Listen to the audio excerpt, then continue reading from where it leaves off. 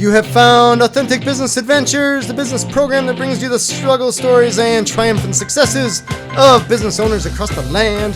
Past episodes of the Authentic Business Adventures program can be found on the podcast link at drawendcustomers.com. We are coming to you from the Sun Prairie Community Radio Studios, underwritten by Bank of Sun Prairie. My name is James Kademan, entrepreneur, author, speaker, and helpful coach to small business owners across the country. Today, we're welcoming / preparing to learn from Zach Nye, owner of Green Clock. Zach, how you doing today? Doing really well, James. Thanks for having me. Zach, I've been meaning to get you on the show for a long time because I've known you for a decade. It's been a few years now, yeah, at least 5-6 years, yeah. Yeah, all of it. And your business has just grown and, I want to say, adapted and just, it's gone in probably a different direction than even you expected. Yeah, Or it's brought you success and some freedom, I imagine. So how about you just tell us, let's start at the beginning. Or first, let's back up. What do you do? Yeah, absolutely. Let's start with Green Clock. What do you do? So you're right. First of all, we've taken multiple new directions based on the experiences we've had, the information that our clients have provided, and also just industry changes in the way that video has evolved. And so first, what I do is I own a video agency called Green Clock. All right. We originally started out as Green Clock Films. We basically launched the business as a one-stop shop for business owners to use video within their marketing mix. Sure. And so we wanted to do a full strategy creation and help them create a cost-effective video that would help them grow their business. Sure. We quickly evolved, and over the last few years, we've become more of a marketing partner. Nice. And we've become more hands-on with helping them now use that video to get a tangible business result, whether that's more clients, more sales, more traffic to their website, or whatever it is that they're looking to grow with. Sure. That's super cool. And video is just growing, getting more and more. I don't know. I feel like sometimes it's the cell phone companies trying to burn up bandwidth. But because I see my kid, he's 5-year-olds now, right? So he's old enough to look, well, he's on roughly YouTube. old. He's on YouTube, right? Yeah. And I see he's watching Dude Perfect. Yeah. Right? And I was like, these clowns.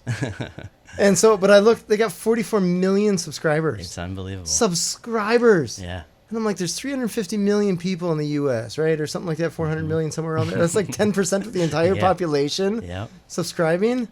So they're doing okay. Yeah, absolutely. I mean, video it's a fun, obviously it's a visual, and people love it. They learn from it, but they also, they're entertained by it. It's been something that's been a hobby of mine my entire life. I bought my first video camera when I was in 5th grade. Oh, nice. A lot like Dude Perfect. I used to do different pranks and different, challenges and trick shots and all sorts of different, fun things. And that was before the time of YouTube, but I kind of missed that bandwagon and went more into the corporate side of video production and working with business owners. But yeah, it's a powerful tool that not only can be used to entertain, but it can be used to educate, and it can be used to help businesses grow. So it's been a great journey so far. That's cool. So how did you get started in this? So early passion from 5th grade. I bought my first camera. Wanted to always just be shooting videos, recording videos with friends, doing sports stuff, prank stuff, just fun stuff, right? And got into high school, found that I was actually somewhat good at it, and was recognized by a mentor who had worked at the local TV station. Okay. And said, "Hey, you got a real knack for this, and you're pretty talented at this, and you should consider going to school for this." Because at that time, I had no idea what I was going to go to college for. Sure. All I cared about at the time was sports, and I wasn't ever recruited for Division I. Sure. So I said, okay, well, let me give this a shot. I went to school in St. Louis at Webster University, studied film, studied video, and fell in love with it. And from there, I knew it was always my dream to have my own video production agency and my own video production team to produce videos that serve a purpose. Nice. So how long ago did you start Green Clock then? This October will be 8 years. Well, really? Yeah, so that's super cool. Right around the corner for 8 years. Yeah. Very cool. Now, you had a business partner when you first started, right? Yes. Was that the intention when you started? Or I guess tell me about coming up with a business partner. Yeah, absolutely. So early on, I was actually not even in the industry. I was working for a valet company. And one of the first guys I met when I moved to Madison, Justin Yap, Mm-hmm. a great friend of mine. I used to shoot independent films with him, and we used to compete in film festivals. Oh, really? Yeah, and it was him and I. You know, we built a really strong friendship. We liked working together. We produced some pretty cool, short films together. Sure.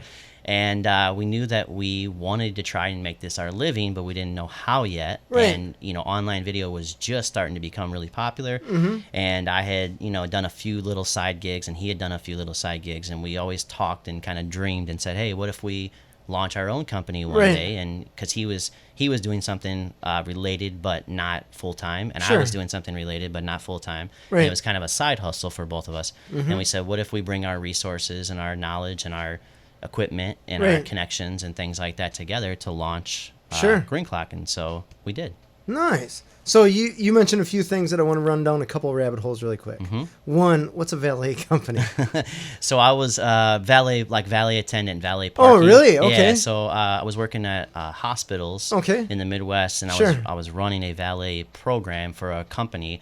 And I was doing that for about 4.5, 5 years. All right. Loved the customer service aspect, loved the fast-paced environment. Sure. Loved the fulfillment of taking care of people when they were coming to the hospital. They're not at their finest day. So there was a lot of different things I learned in that position that I realized about myself that were deep passions, but it was something that wasn't creative. It wasn't necessarily giving me the opportunity to express myself creatively like film and video. That's fair. Unless you're parking really sideways. We're doing donuts with your Buick here. Yeah. And then you mentioned the films that you had created. Yeah. What kind? Can we find these on YouTube or anything? Yeah. Well, we just actually did one recently that it's actually funny. So I've been doing films my whole life, and I've never been paid to do a short film, but it's always been a hobby. It's always been a passion. I've actually paid money to be a part of many competitions and invest in money. And some of the old ones, I can't even recall some of the names on, but the point I was trying to make is that just recently, 2 months ago, my team actually brought me back into what we used to be super passionate about, and I kind of lost interest. It's called the 48-Hour Film Festival Challenge. Okay. And it's a international organization. They go to cities all over the world, actually, and they do a competition where you get 48 hours. You draw a genre. Okay. You get 3 things that have to be included in your film, and then you go to work with a team to write a script, shoot a film, and edit that film and turn it in within 48 hours. Within exactly 48 hours. Wow. And so I've no always sleep. Yeah. I mean, you sleep very little. It's a lot of hard work, but a lot of fun at the same time, and a lot of challenge. There's a lot of challenge that comes up. And I've always had the same role in that position, producer, director. That was what I always had been. But this year, my team actually at Green Clock, my staff, had come to me and said, hey, let's give this a shot. We haven't done this in a long time, and I haven't been involved for 3-4 years. Sure. And it's something I used to do every single year, and I used to I used to count down the months and say, hey, nice. I can't wait till this is coming up. I can't wait. And lo and behold, I actually got to act in my first one. Oh, nice. Just this past, what was it? July now. So not even barely a month ago. All right. We got to, our genre was mystery. All right. I got to act, and we came up with a great film, and we got nominated for 10 different awards, I think it was, or 8. One of them being Best Film in Madison, and we ended up winning 2 awards for Best Directing and Best Acting Ensemble, which was nice. It was very nice to be very a part cool. of. So it's a lot of fun, but it's a lot of hard work being involved in that one for sure. So can people see these videos or these films, I should say? Yeah. So the competition they just announced the winners last week. Okay. And so a lot of the local film crews probably haven't posted their videos yet because you can't post them until everything goes public. Sure. But I believe ours is going to be posted on YouTube. We actually had a change in the title just due to some personal things. So we're actually going to be changing the title of the film and then launching it on YouTube. All right. But it's something I can probably get you a link on after today's interview, and we can post it online. Sure. Will that be on the Green Clock YouTube channel, or will it be somewhere else? So we'll post it on Facebook for Green Clock and just say, hey, Green Clock had a lot of fun working on this project. Sure. But usually my side personal projects I'm involved with are something that's separate from Green Clock, because it's totally two different target audiences. Sure, fair, totally fair. That's cool. it kind of keeps the creative juices flowing then, I imagine. Yeah, it does, because sometimes in the corporate industry, you might not always be working on projects that you're incredibly personally passionate about. Sure. And so when you do these type of challenges and you get the opportunity to be as creative as you possibly want, right, and do kind of whatever it is you want, because there's no expectations, there's no, predetermined, script or anything like that. You get to really come up with it from scratch with a team of your peers, and see it all kind of come together. So it's definitely a very creative process. I'm just picturing like a super creative life insurance commercial that you'd like to make, and then the ones that you probably have to make. Yeah, there's usually a few ideas that get skipped from the original brainstorming. Right. So, caskets. That's awesome. Yeah. So let's roll back to, you got your partner with Justin Yap. How did you guys decide what you were going to create versus, like, we got there's the corporate video and stuff like that, and I imagine there's strictly marketing videos and all that jazz. Like, how did you decide what your niche was going to be?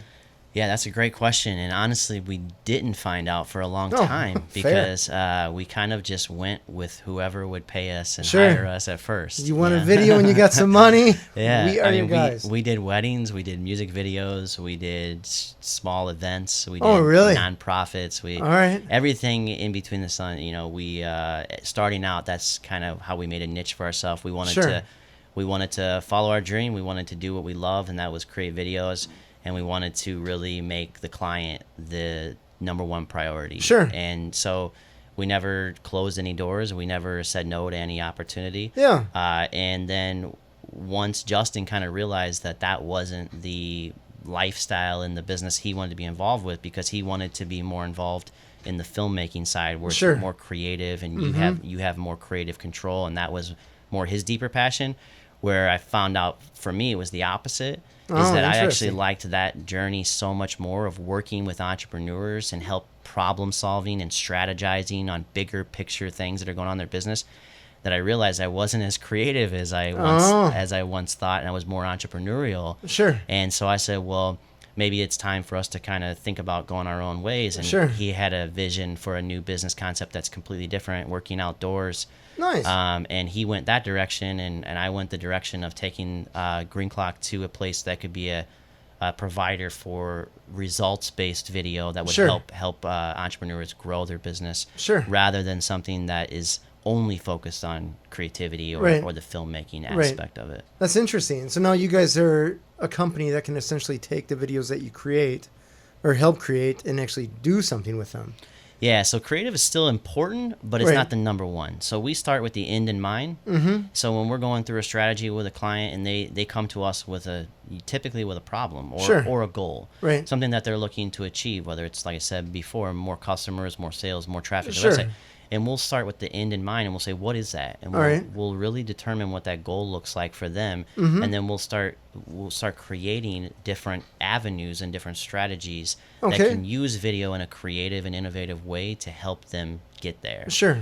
So you guys are taking care of the marketing on YouTube and I imagine other channels as well? Yeah, absolutely. So YouTube has been a huge resource for us and platform for us, not only organically through YouTube, but we've taken on a lot with actual paid advertising on YouTube as well. Facebook has been a great platform to use for us.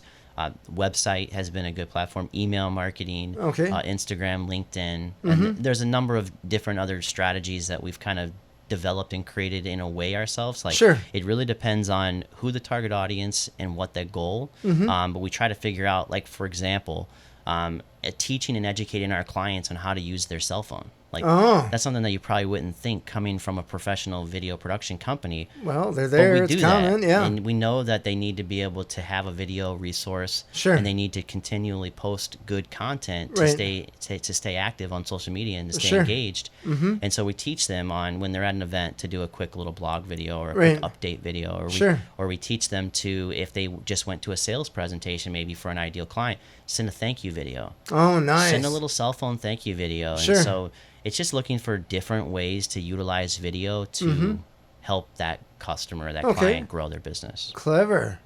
So this is one thing that I'm running across from trying to market a couple of my businesses with video.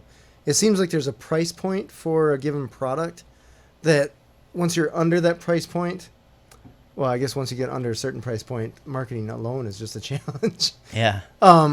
But we're trying to figure out how to market with video for some of the lower price point stuff, like flowers, for example, right? Mm-hmm. We want to, like, video's a big thing. Our target market's all over YouTube, but just the cost of that is prohibitive. Yeah. So, but I'm just trying to work this out through my head, and I was just like, hey, I'll pick your brain here and see what the solution is, or if there even is a solution, right? And I'm glad you brought that up, James, because it's a topic that I'm probably most passionate about. And the reason on why we called the company Green Clock. So Green Clock actually stands for our play on the term time is money. Sure. And so when I was working in the industry prior to having my own company, I saw that there was a lot of waste. Sure. I saw that there were way more people on set than what was needed. There was way more time going into certain things and way more investment going into advanced equipment that wasn't always necessary for a small business to grow. Sure. And so I saw basically option A was that they could hire a freelancer and it was a solopreneur and they would pay a very low cost and they would get something that was worth that low cost typically. Sure. Okay. Or option B was they could hire a full-blown production company and pay 10 times what they would pay the freelancer. Right. And they would have an amazing product, but it would be very expensive. Sure. And doesn't always work within their budget for small businesses. Right. So I wanted to come in at that sweet spot. I wanted to build a business and a process that was focused on the term and the idea time is money. Sure. And I wanted to focus on something that was efficient. And gave them exactly what the customer needed to have an effective video without breaking the bank. Right. And trying to come within that price range in the middle so they had another alternative option that might fit their business model a little bit better than the other two. Has that model worked? Yes, it has. Okay. Hope so. Hopefully, yeah. So we've doubled in revenue every single year since inception. Nice. And we've definitely have seen growth year after year, and we've had a lot of good feedback. And quite honestly, we oftentimes, even with that business model, we might deliver a similar product to what you would when you cut out all of that wasted time and wasted effort. And it's a similar product that's a fraction of the cost. Sure. But yet our profit margin is higher. Nice. So it's a win-win. So our company has found a great way to not have to, cut corners and not have to sacrifice our value or our worth to a client. Sure. But it's by utilizing and making sure that we're only charging and only doing what is needed to be done and invested in order to succeed. Not for example, not every single set needs 7 people. You don't need a director, an assistant director, a gaffer, a PA, and all the whole 9 yards. And a lot of the sets that you do in today's day and age for a small business can be done with 2 or 3 people. Sure. When there's a proper plan and a proper strategy put in advance. So now rather than paying and flipping the bill for 7 individuals, you're paying it for 2 or 3 individuals. Sure. So that's just an example. But there's a lot of things in the process that we've developed and kind of uncovered of areas in which we can save the client money and still offer a very similar and high quality product. Fair. What is a gaffer? So a gaffer is a film term for basically a lighting guy. So gotcha. Okay. Yeah, so someone who helps with lighting on the set. Okay, you're labeling all these people. They're like, James, do you need a gaffer? No, I don't need a gaffer. I'm just seeing the title on their business card. And most business owners have no idea because they're not in the industry. And they don't know what they don't know, right? And so they see the bill and they just trust that, okay, in order to get this final product, this is what I need. And trust me, there are circumstances when it is needed for sure. Sure. I've been on sets and I've been on productions that require 7 people. So don't get me wrong, but there are a lot of productions out there, especially for small businesses, that they don't need to invest the thousands and thousands of dollars into extra teammates and extra time in order to get a cost-effective video solution out there to market their business and grow. Sure. I mean, a lot of times, like I said, we teach them how to use their cell phone, and they see great results with that, and it costs them very little, if anything. So there's ways to utilize video in a cost-effective way without having to sacrifice quality, is the point that I was that's totally fair. Totally fair. In the end, it all comes down to what is the expected return on investment. Exactly. And that's going to be a much longer return if you're spending thousands and thousands and thousands of dollars just to produce the video, let alone whatever you have to spend to get it out there, right? So that people can actually see it. Absolutely. So that's a fair point. That's one thing we try to focus our value to our clients on every time we have that opportunity is what is the return on investment that we're bringing to the table, because we want it to be, we joke about this at the office all the time, but we want it to be a no-brainer for a customer to call us back and hire us again. So we want to give them a great experience. We want to give them a great product, but ultimately what's a no-brainer is return on investment. If they feel like they invested $5,000 and made $20,000 back from the product, I'll do that all day. It's a no-brainer for them to call us back and to see that return on investment. So we try to base, I mean, it's not always possible, just because there's a lot of subjective type things that you get from value in marketing, but there are tools and analytics out there nowadays that allow us to be more transparent and track it more closely.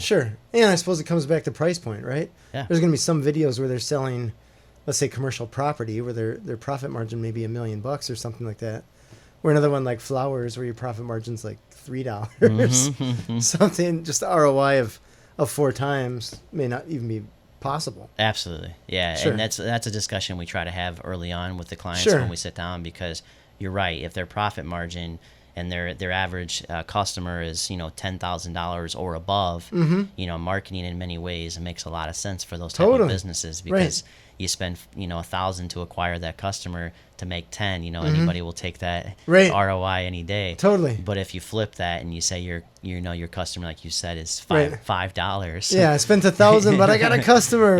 So $5. It's definitely an equation that we like to run through that equation with our clients early on to make sure it's a win-win. Fair, totally fair. So you bought your business partner out. Yep, you grew your business. Was there a goal, or was it just like, hey, let's sell more?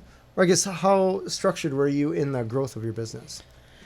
Yeah, that's a great question. And my goal has always been to grow other businesses.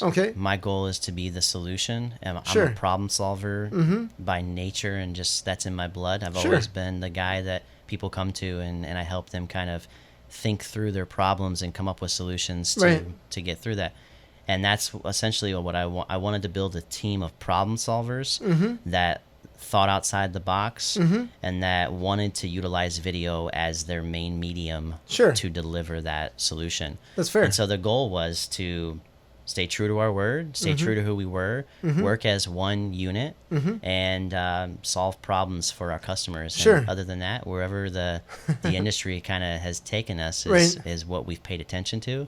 We've changed direction a couple times. We've changed target audiences a couple times, and we've changed. How so? Do you mind if I ask? Yeah, absolutely. So prior to the advancement and the new cost-effective opportunities with online paid advertising, so there's been a lot of changes just with the way Facebook does paid advertising, as well as YouTube doing paid advertising. Prior to those, and prior to our team training and learning in those areas, we were always focused locally. We were always focused on Madison, Wisconsin, because what we offer is so expensive to travel. It's expensive to go to New York and fly out in a team, and it just never made sense and equipment, with our business model. And so we always focused. Now we can actually offer so much value to anyone who has a video anywhere in the world, and they just don't know how to get it out there to the public. They don't know. So they already have the video. Yeah. So interesting. Okay. If they don't have the video and they're local, we can be that partner to create the video and distribute that video. But let's say they're in, I don't know, Columbus, Ohio. And they have a video, but they don't have a partner that can help them get results with that video.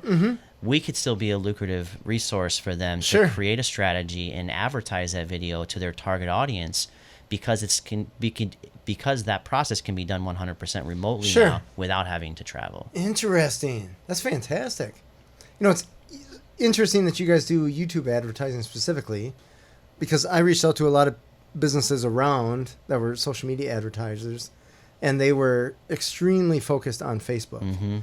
And I was like, I don't want to do that. I feel like we're better served on YouTube.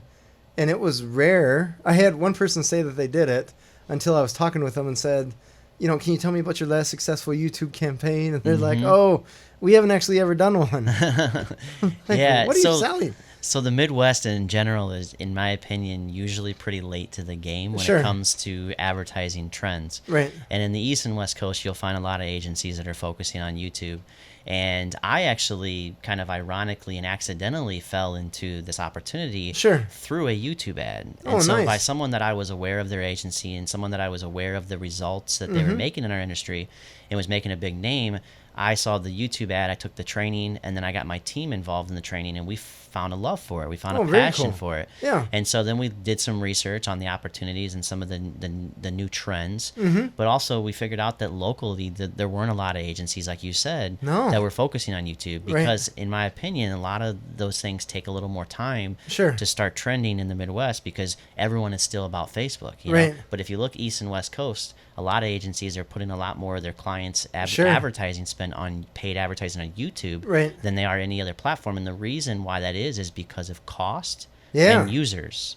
So totally agree. YouTube is now the #1 largest social media platform. They passed Facebook earlier this year, and so they have more users and more time spent per user, but they're also a fraction of the cost. Yes. So totally agree. To me, I've been blown away that more business owners haven't picked up on that, and haven't actually moved some of their Facebook dollars and advertising dollars to try out YouTube at least and see if it's right. We've always done it this way, right? Or the past 5 years, we've done it this way, and maybe they've seen the results, maybe they haven't, but they don't want to look at it, right? Yeah. I'm spending money on advertising, we must be doing well.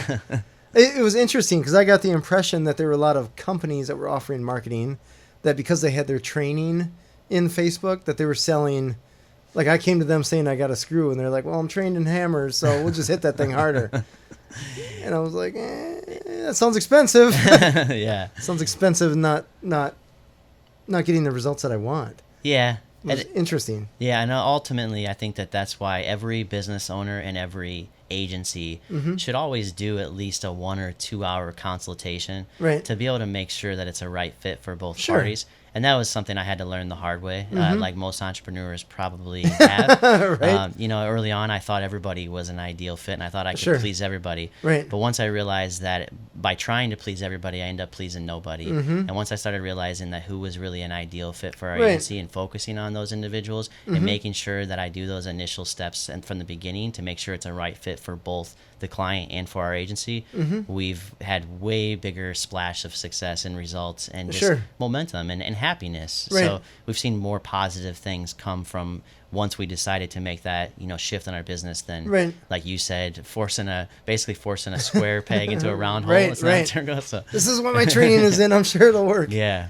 So you have essentially become a marketing agency. Yep. So are you strictly video then, or do you diversify into other stuff, or do you work with other marketing agencies? So our new tagline kind of sums it up, and it's kind of a different term to think about. Is I classify us as a video agency, and our tagline is the everything video agency. Gotcha. So if it has anything to do with video online, we can handle that. Okay. But we don't do any type of other advertising or marketing with either print or with text or with photography or with graphics. So AdWords. We're a video agency. Yep. So we don't do AdWords and things like that. But if you want to utilize video and create a plan to get results with video, that's the unique niche that we've developed in the marketing world. Very cool. I like it. So I want to shift gears into just the creative side that I see in your business. There's a fair number of video companies in Madison. And I see the way that you guys have structured yours, or maybe the way that you guys, kind of the culture that you're breeding. I was looking at your website, and I'm trying to think what you have on your business card. Is it Chief Troublemaker or something like that? The Chief Troublemaker. Okay. And then I looked on your website. You have your other employees there, and they have titles. Like one was Vice President of Everything or something like that. VP of Miscellaneous Stuff. There you go. Perfect. Yeah, she's Perfect. Great. So just tell me about that and how you decided to use that to just grow that culture. Yeah, that I can't take a whole lot of credit for myself. I mean, I guess I definitely have been there from the beginning, but about a year ago, I was smart enough to realize that my true expertise in this world is not leading creative people. I'm not naturally a patient and humble person. Fair. And I said, we're making a splash in this industry.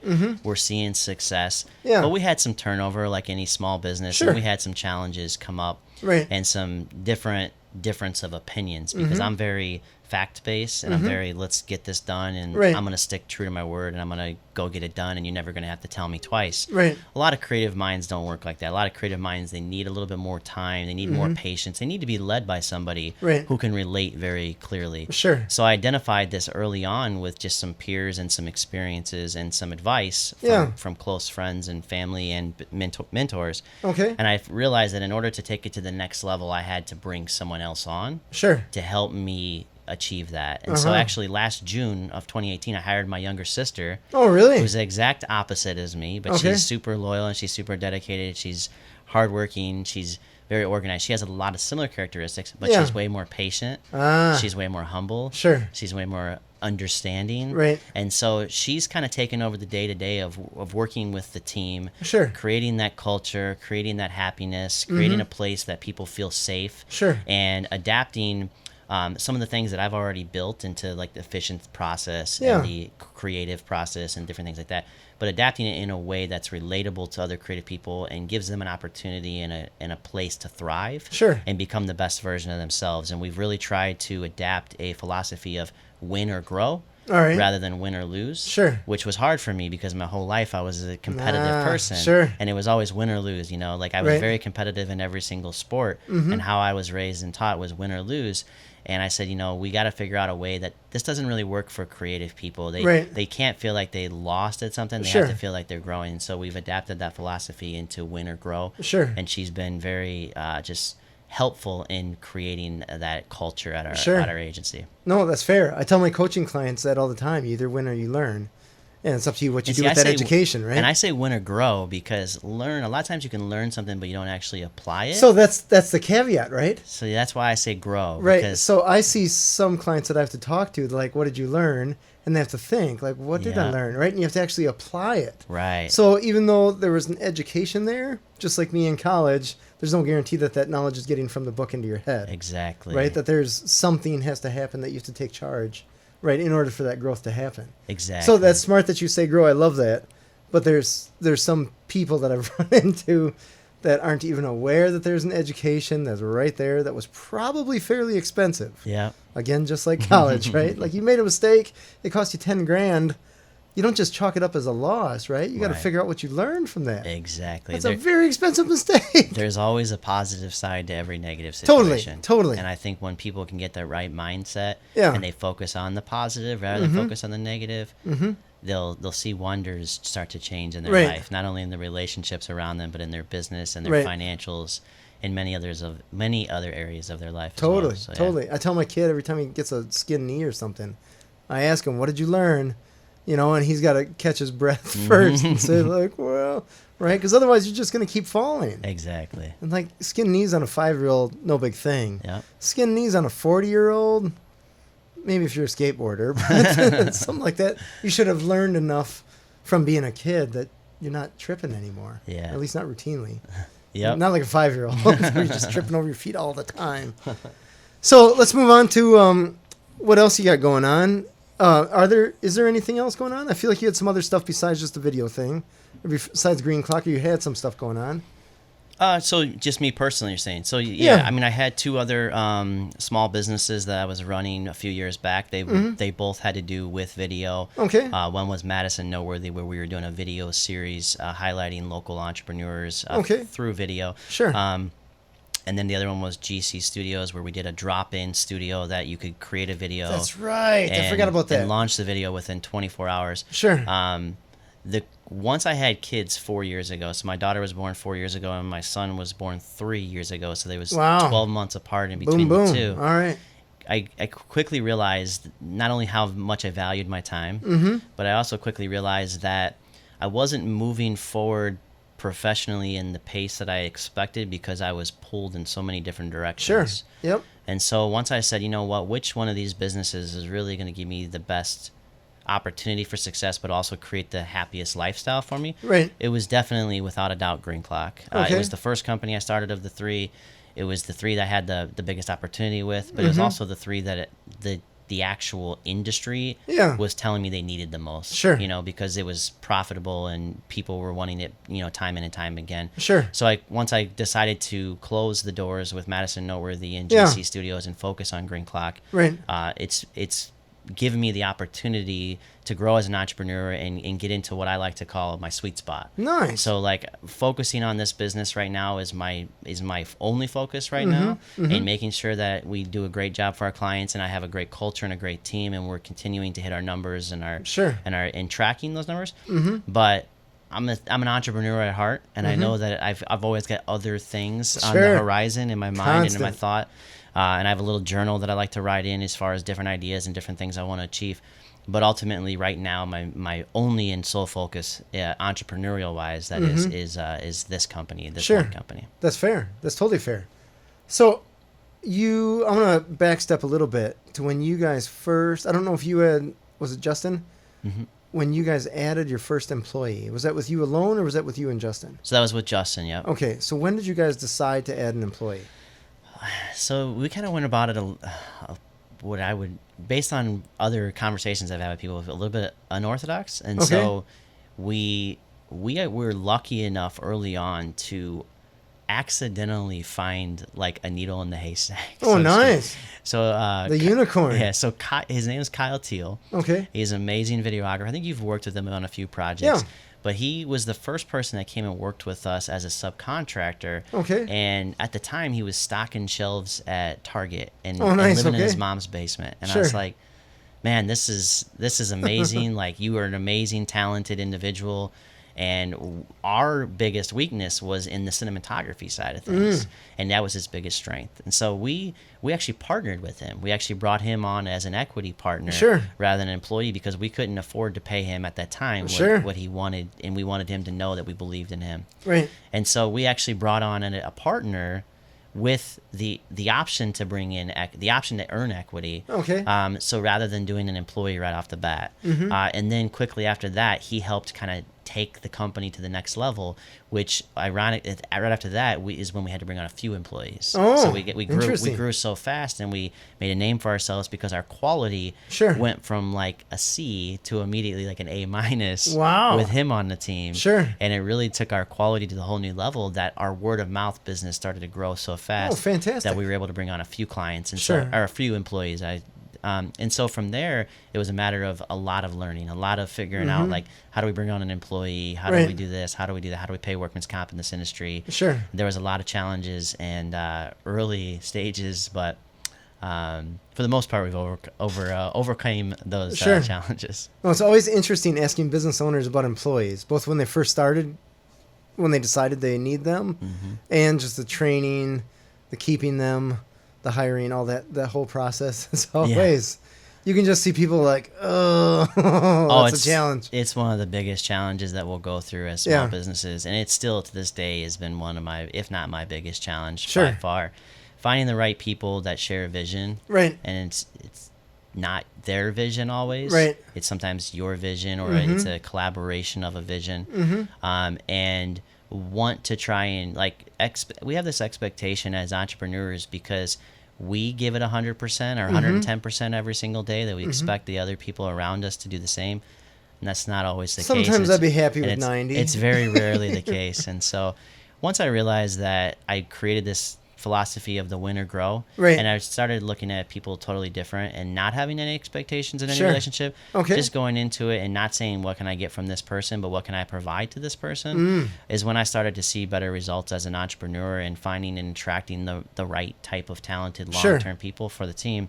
Because they started to see that from me. They started to feel like this wasn't something that I was just trying to leverage a relationship or something specific for a skill. Right. It was me. How can I help them grow as an individual? How can I help them grow in this industry?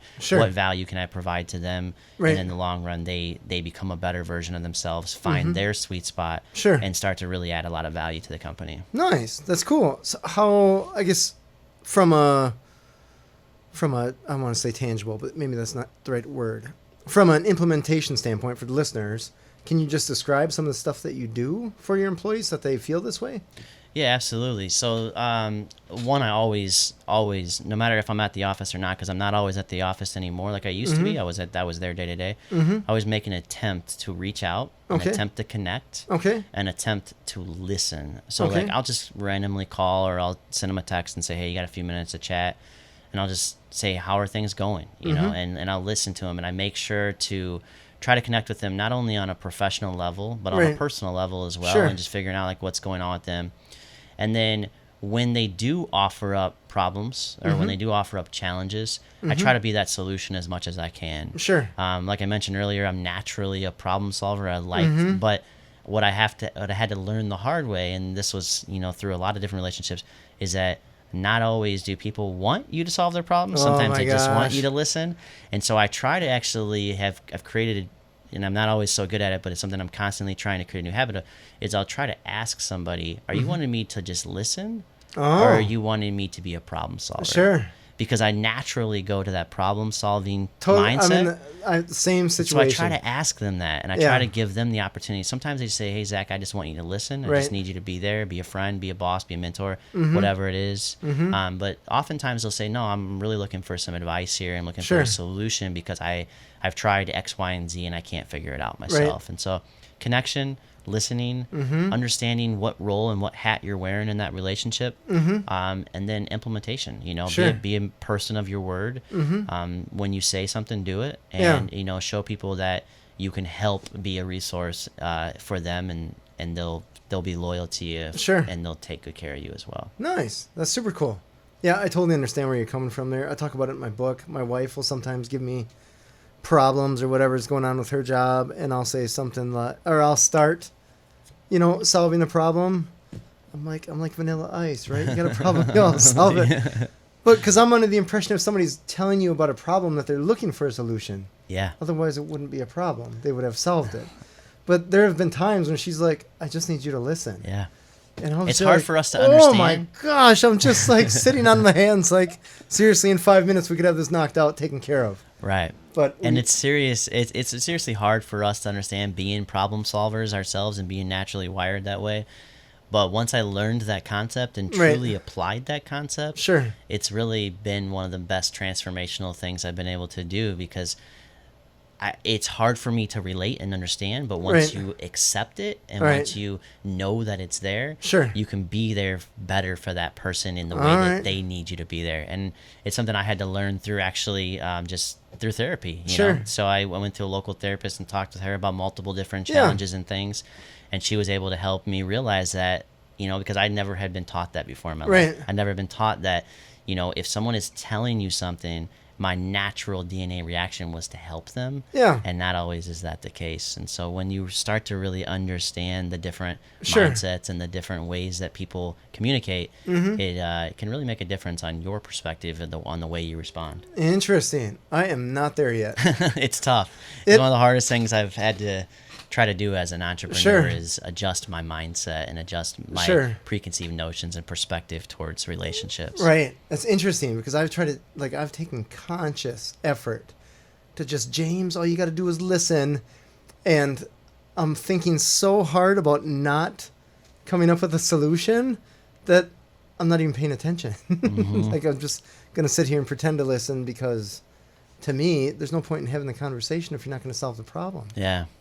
But oh my god, that's what we naturally think. But that's challenge. You gotta train your mindset, and you gotta remind yourself. I have a little prayer I do every single morning. God help me lead with love, kindness, and humility. And I do it when I turn the shower on cold, so I can really remember it. And so it hits the cold blast, boom. The cold water hits my face and my body, and it just really tries, because I'm trying to train my mindset a different perspective that I believe in, and I believe is the right way to lead, but it's something that I'm not naturally wired to do, and I'm not, and I haven't been naturally taught those type of characteristics, and so I'm having to completely retrain my habits, and so it's something that takes a lot of time and dedication and commitment. Interesting. Super cool. So I have a few questions more, I guess. Holy cow, we are just rolling through here. So what is your favorite thing about owning your own business? You've had your own business for 8 years here, 8+ years. So has it been? Man, it's hard to say one. You can do top 3. Top 3. There's no limit here. Yeah, top 3 I could narrow down to. I don't know if I could pick one. So top 3 would in no specific order, but would be the challenging myself. I love the challenge, because I've always been competitive, and I've always had just high expectations for myself. So feeling that sense of accomplishment and challenge, and that I push to prevail. That's always been a huge one for me. I love helping people grow. Okay. So like the staff that I've brought into the team and the contributions that I feel like I've made to their lives, both personally and professionally, to help them grow, has been a huge fulfilling reward for me, and just something that's gotten me up out of bed every single day. And then the third one is being that solution and that problem solver for our clients. So like, I love solving problems, as we said earlier. Right. Sometimes you can't always be the problem solver, but when I was able to be that problem solver, and I was able to see a project go from start to finish and see a business grow because of that solution, and I got that call, and it was, thank you so much, Zach, for your agency did wonders for helping us get to from point A to point B, or whatever it was that they were having a challenge with in their business. It was very fulfilling and rewarding. It was never so much like we've won some basic awards for different films that we've had. And we've gotten recognition for the creativity and the different, lighting techniques and editing techniques and stuff. That's never really excited me as much as it has been the call that I get when they say, hey, because you helped create this video and create this plan, we've gotten from point A to point B in our business. So being that problem solver. Nice. I like that. That's fantastic. So then the counter to that, what are your least favorite things about owning your own business? Assuming it's not all peaches and rainbows, right? Yeah, it's definitely not all peaches and rainbows. I would say the two things that have been my least favorite that have also evolved and changed a lot and grown a lot. Number one is the feeling of the necessity to always be there, to being a small business owner. I felt like I always had to have my phone on. I always had to answer that call. I had to always be that person for them, and I just felt that sense of responsibility. Once I've realized that no relationship should ever be like that, and I've grown in that, it's something that I have evolved in, and I've grown in, and it's become less of a challenge for me. And the second one was adapting my natural personality and leadership style to inspire and influence naturally creative people. It's been so unbelievably challenging and draining and tough. So it's been one of those things that have been, I guess I would say, one of my least favorite things. But at the same time, it is helped me grow more than anything else. Because it's really created a new perspective towards life in general and towards business and entrepreneurship, that I feel like I can now take what I've learned, and apply it in so many other areas of my business and in my life. That's fair. Totally fair. I always tell people, if it was so easy, it wouldn't be any fun.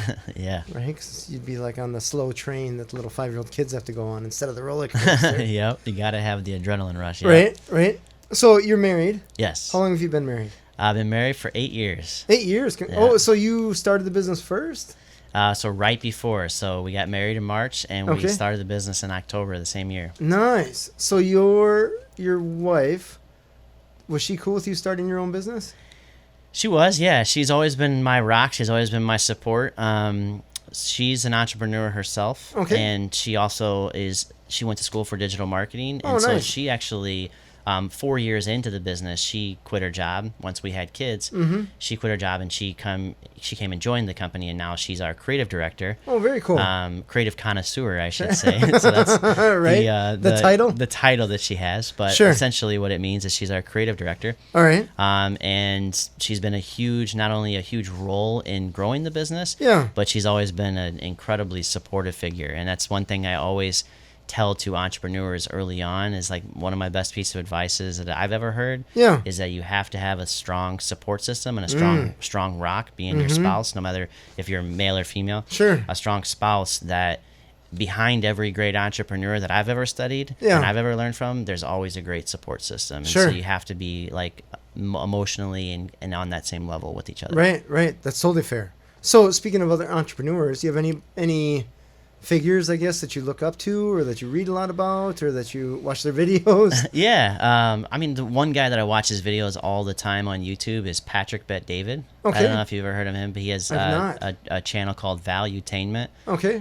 Incredible. I guess I haven't studied his entire life or nothing like that, but he came from nothing, and he's grown a multi-million-dollar company, and has tons of great advice. So one that I always point people to, being a video guy myself, I learned most through video, and I'm a very visual learner. And so I follow a lot of guys on YouTube for different reasons. But from an entrepreneurship standpoint, Patrick Bet-David on YouTube has definitely been my biggest resource. Very cool. Very cool. Do you have a favorite business book? Favorite business book? And I got quite a few of them. Leadership and Self-Deception is a really good one that sticks out right away. Okay. That's one I haven't heard of. Another one that actually was, it actually transformed me early on. Is I'm drawing a blank on the author right now, but it's called "What Got You Here Won't Get You There." Okay. Yep. I've heard of that book, but I've not read it. And it was a transformational book that was recommended to me by another local entrepreneur.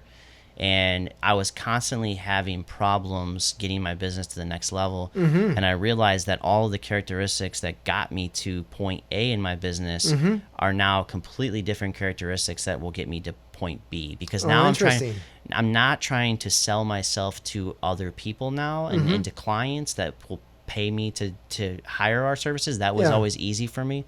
It was how do I now inspire a team of people to take it to that next level? Sure. And that was the challenging part for me, because it wasn't always, strong-minded leadership type of mentalities. It was very talented and creative people who didn't think anywhere near like I thought. Sure. Because they were looking looking at the project itself versus the whole picture of the business, more or less. Yeah, looking at the creative aspects, the technical aspects, and thinking that those weighed more than the actual final outcome and the actual process of like, what is this going to do for a business and how is this going to affect, like having to make decisions that oftentimes I would cut a 6-hour shoot into a 4-hour shoot, knowing that we could get it done, and knowing that we could still succeed. And the team would say, well, that's just not enough time to get it done. And yet a lot of times for the client, they had to have that, because they didn't have 6 hours in their day or in their schedule. And so making decisions like that were based on the client and the success of the project, rather than always trying to find a good balance and equilibrium between creativity, technical aspects of video, but also giving a client the most cost effective and effective video to grow their business. Sure, that's fair. That's totally fair.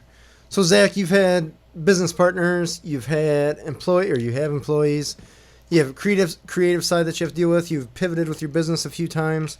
What is some advice that you give an entrepreneur or a to-be entrepreneur that was considering starting a business of any kind? Yeah, and I thought about this one a lot, just because I always like to hear this from entrepreneurs myself that I follow, and it's really hard to summarize into one piece of advice, because as you know, there's many different areas. But to me, what I like to go back to that term: if you're not learning, you're not growing, and like if you either win or you grow. Right. But ultimately, I guess the best way to summarize that I like to think is that always keep an open mindset, and it's called a growth mindset. I don't know if you've ever studied the topic of growth mindset. But always keep a growth mindset, and never say that your opinion's the only one that matters. So you're constantly looking for new ways to grow and new ways to learn, and listen to others, no matter what their experience is, no matter where they've been in life.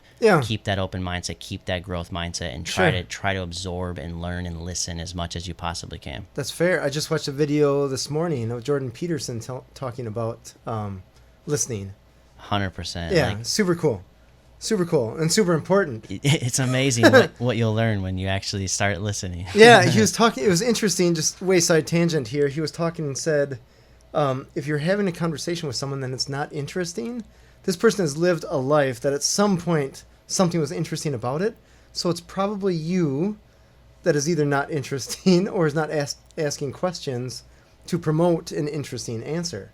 I couldn't agree with him more. Like, oh, that's so clever, because I've been in conversations where you're like, oh my gosh, have you done anything? Right? But in the end, it comes down to the questions and just the dialogue that's happening. So, yeah, absolutely. Everybody has a story. Everybody. Very true. Super true. Everybody has a story. It's just a matter of how you uncover that story. Right? So, yeah. That's fair. That's fair. Zach, I appreciate you coming on the air. Thanks for having me. How can people find you guys? So our agency is just greenclockagency.com. Okay. If they have any specific questions or they want to reach out to me, I'm on LinkedIn. Okay. Just Zach Nye on LinkedIn. Last name is Nigh. Perfect. Or they can email me just at Zach, Z-A-C-H, at greenclockfilms.com. Awesome. Cool. Zach, I appreciate you being on the air here. This has been awesome. And thanks for having me, James. It's been great. This time went fast. This has been Authentic Business Adventures, the business program that brings you the struggles, stories, and triumphant successes of business owners across the land, coming to you from the Sun Prairie Community Studios, underwritten by Bank of Sun Prairie. My name is James Kademan, and Authentic Business Adventures is brought to you by Calls on Call, offering call answering and receptionist services for small businesses across the country on the web at callsoncall.com, as well as Draw In Customers Business Coaching, offering business coaching services for entrepreneurs in all stages of their business on the web at drawincustomers.com. And of course, The Bold Business Book, a book for the entrepreneur in all of us, available on Amazon and wherever fine books are sold. We'd like to thank you, our wonderful listeners, as well as our wonderful guest, Zach Nye, owner of Green Clock. Zach, what's your email address again? Zach, Z-A-C-H, at greenclockfilms.com. Awesome. And then the website? greenclockagency.com. Awesome. You guys heard it here. Find us airing on 103.5 Wednesdays at 1 p.m., Sundays at 2 p.m., as well as at sunprairiemediacenter.com.